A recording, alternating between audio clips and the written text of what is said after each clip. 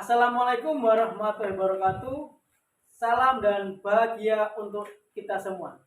Kembali bersama saya Fatoni, calon guru penggerak angkatan 7 dari kota Surabaya. Pada kesempatan kali ini saya akan melakukan gerakan aksi nyata untuk modul 2.3, yaitu coaching untuk supervisi akademik. Pada kesempatan kali ini saya bersama dengan bunda-bunda, ya bunda-bunda,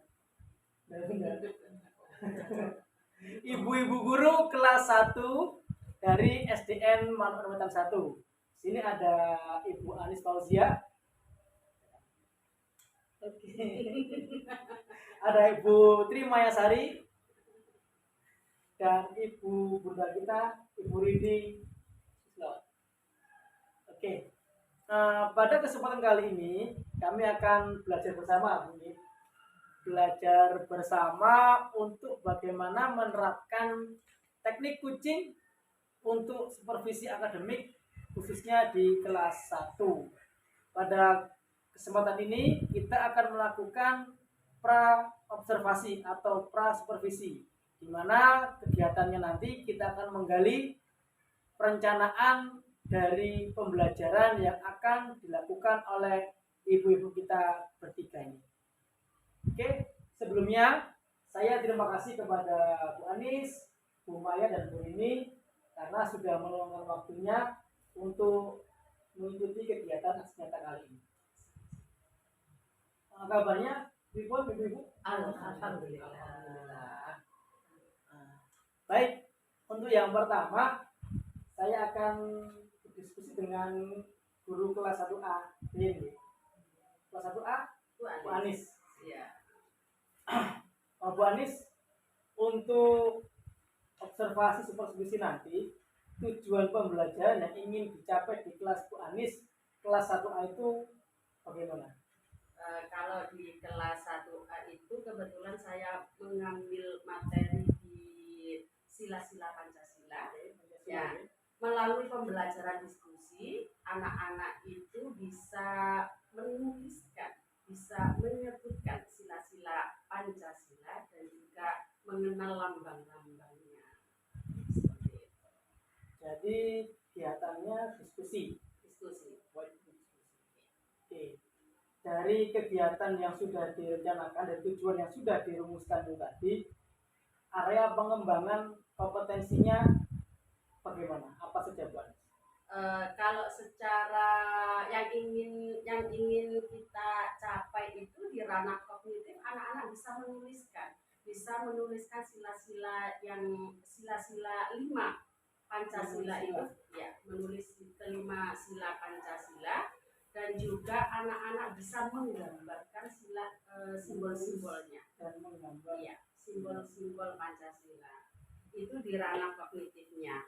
Kalau di ranah psikomotornya nanti itu anak-anak mau saya ajak keluar kelas. Jadi kita tidak hanya di dalam kelas saja pembelajarannya, di luar kelas nanti anak-anak bisa misalnya bergerak aktif untuk mencari simbol-simbol Pancasila yang diletakkan secara acak dan bisa menyusunnya kembali. Seperti kalau kegiatan lain itu mencari telur pasca itu ya? Itu di ranah psikomotor. Kalau dia ranah afektifnya itu anak-anak bisa mengamalkan sila-sila Pancasila itu dalam kehidupan sehari-hari secara alami. Pengamalan silanya, Bu. Sikap. Jadi untuk kognitif itu menulis dan menggambar sila, kemudian untuk psikomotor dijak bermain bersama gitu, ya. Melalui kegiatan bermain anak-anak bisa mengetahui lambang-lambang sila seperti itu, dan efektifnya tentu saja sikapnya anak-anak mencerminkan nilai Pancasila dalam kehidupan anak-anak. Oke. Nah, untuk menyebut tujuan dan area yang tadi ingin dikembangkan, ingin dicapai, strategi pembelajarannya yang sudah Bu Anis siapkan seperti apa? Secara umum saja. Yang saya rencanakan nantinya di pembelajaran itu menggunakan strategi PBI, problem based learning, ya. Di sini anak-anak itu sebagai senternya, jadi guru hanya sebagai fasilitator saja. kelompok kecil di situ. Iya. Dan juga menggunakan pendekatan teknologikal pedagogik content knowledge. Di situ ketika di kelas saya akan menggunakan bantuan teknologi, misalnya pakai komputer dan juga LCD, sehingga lebih menarik minat anak-anak untuk belajar. Jadi tipe ini semacam media, Media betul. media teknologi gitu ya. Iya. Oke, jadi ini secara garis besarnya adalah Pancasila ya. Iya, Pancasila dapat dicapai dengan PBL melalui kelompok-kelompok kecil dan kemudian ada pendekatan tingkat dan teknologi tadi. Iya. Oke, jadi nanti kita akan melakukan ini bersama-sama di waktu berikutnya, Bang. Siap. Mungkin nanti bisa disiapkan perangkat dan yang lain, gitu ya. Insya Allah. Ini siapa? Bu Anis atau Bu Maya atau Bu ini? Bu Maya ya? 1B. Pertanyaan yang sama Bu Maya, tujuan pembelajaran dari kelas Bu Maya ini tujuannya dari pembelajaran nanti yang ingin dicapai itu apa? Ya, anak-anak nanti diajarkan menuliskan kosakata tentang peristiwa siang malam. Karena kita memang nanti kan fokusnya di tema 8 ya, tepatnya di PP1 itu nanti kita akan mengarahkan anak-anak untuk belajar menuliskan kosakata tentang siang dan malam. Itu tujuannya. Gitu. Nah, untuk pengembangan nanti tercapaiannya seperti apa? Ya. Akan berhasil juga bagaimana? Ya, nanti jadi anak-anak nanti diharapkan nanti bisa menuliskan kosakata tentang peristiwa siang malam. Jadi nanti selain selain sendiri-sendiri mandiri, kita juga supaya tidak bosan. Jadi berkelompok menyusun kosakata tentang peristiwa siang dan malam. Kita juga memakai nanti gambar ya, ada pohon kosakata seperti itu. Jadi ini ranahnya ke bahasa Indonesia. Betul. Dan IPA lagi. Tapi kelas 1 dan bahasa Indonesia. Indonesia. Untuk strategi pembelajarannya gimana yang sudah siapkan? Iya. Itu tadi kolaborasi dan mandiri. Jadi nanti selain siswa itu bisa menyusun kosakatanya tentang siang dan malam, mereka juga bisa bekerja sama, berkolaborasi dengan temannya, menyusun kosakata dan nanti ditempel di yang namanya pohon gambar. Ya, kita buatkan medianya untuk masing-masing kelompok nanti kita buat kata-kata acak. Jadi itu seperti itu mereka akan mencari kata-kata acak yang berhubungan dengan siang dan malam. Nanti akan ditempel di pohon gambar yang kita tempel di bawah itu. Jadi efektifnya itu anak bisa mengetahui kosakata, ya. Psikomotor anak bisa maju bermain ya, kegiatan bermain seperti itu ya, bermain mereka, bermain dan efektifnya bagaimana dalam kelompok bisa menghargai teman. Oke, terima kasih. Selanjutnya dengan Bu ini untuk tujuanmu nanti apa kira-kira ini? Dalam pembelajaran ini nanti sebenarnya menulis yang pertama yaitu menulis kalimat ujian. Menulis ya kalimat ujian. Berarti itu sebenarnya ya tema 7 sudah diajarkan, tapi nanti di sini juga kita ulang kembali di tema 8 ada materi tentang menulis kalimat ujian. Dalam menulis kalimat ujian nanti kita akan mengadakan seperti diskusi dengan temannya, jadi memberikan ujian kepada temannya, misalnya temannya nilainya bagus atau temannya cantik atau itu nanti akan diucapkan ke temannya. Nah, selain diucapkan ke temannya, nanti akan anak-anak menulis. Ya, seperti itu. Ya, berbicara dan menulis. Ya. Kemudian yang kedua yaitu membuat karya 3 dimensi yang berupa kincir angin. Dalam pembuatan kincir angin nanti kita memakai strategi mandiri. Ya, di situ nanti ke SBDP. Ya. Jadi untuk buku ini ada 2 muatan. Dua muatan dalam satu hari kan kita juga agak lama waktunya ya untuk sekolah kita.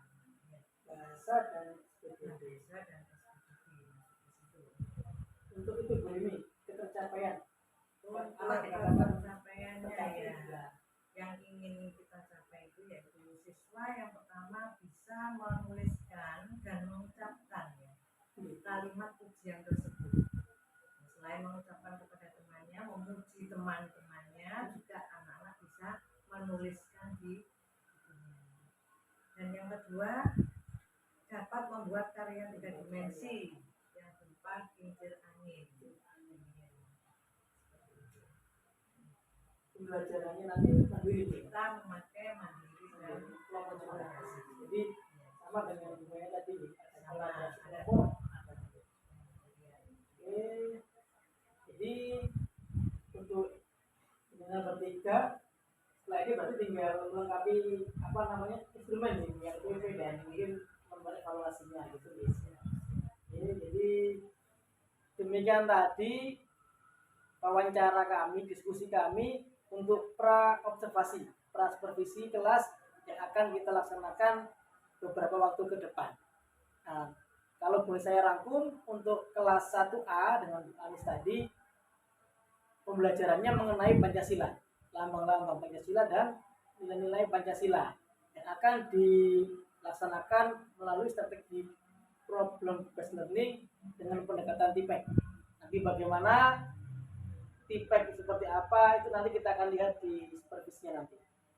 Begitu juga untuk Ibu Maya kelas 1B, untuk materi yang ingin dicapai adalah anak mampu menulis dan mengerti kosakata yang berhubungan dengan siang dan malam.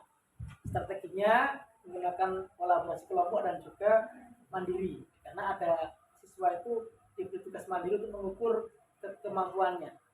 Kalau kelompok mungkin bisa untuk LKPD dan tugas bersamanya, tapi tetap untuk pengukuran nilai individu menggunakan mandiri Bu Maya ya. Untuk Bu ini juga strategi yang bersama dengan Bu Maya ada mandiri dan kolaborasi kelompok. Nah untuk Bu ini materi yang ingin dicapai adalah ada 2 di sini. Dari segi kebahasaan atau bahasa Indonesia adalah anak diharapkan mampu mengucapkan dan menuliskan kalimat pujian ke temannya atau ke orang lain, dan anak diharapkan mampu membuat karya 3 dimensi yang berupa kincir angin. Ini. Nah nanti kita akan menyaksikan bagaimana Bu Anis, Bu Maya, dan Bu Rini menerapkan pembelajaran yang sudah dirancang pada hari ini, yang sudah diskenariokan pada hari ini di kesempatan berikutnya. Untuk kesempatan kali ini diskusi pra-observasi dapat kita akhiri. Terima kasih untuk Bu Rini, Bu Anis. Kita akan berjumpa lagi di video berikutnya tentang supervisi, di mana nanti kita akan bersama-sama dengan Bapak Kepala Sekolah akan belajar bersama dengan beliau bertiga di dalam kelas.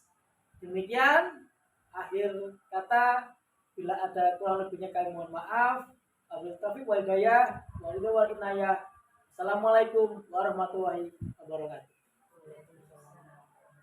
Terima kasih.